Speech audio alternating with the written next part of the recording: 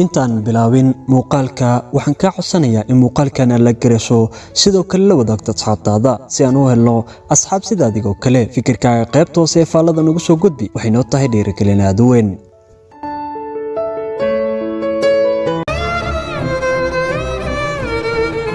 oohintu waa sida roobka oo kale waxay dhaqdaa ayna tirtirtaa walwalka iyo kurbada kula soo diristo xaalad walba aad ku jirto. run ahaantii nolosha aad ayay u murugo badan tahay waayo waxaa jira kuwa raba inay ilmeeyaan haddana aan ilmey karin. ilintaas wax kale kama doonayaan, waxay rabaan in hal mar ay dhaafto murugta iyo walwalka hayso.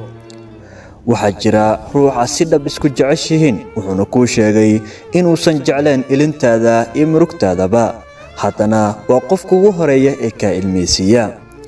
dhabtii dunidan wax walba ayaad ku arkaysaa, waayo adigoo iska faraxsan ayaa hal mar la kulmaysa murugo. haddaba haddii aan runta kuu sheego, dulqaad ayaan u leeyahay xanuunka aad ii geysatay, laakiin nafteeda ima siinayso inaan eedda adiga ku saaro, waayo aniga ayaa ku jeclaaday.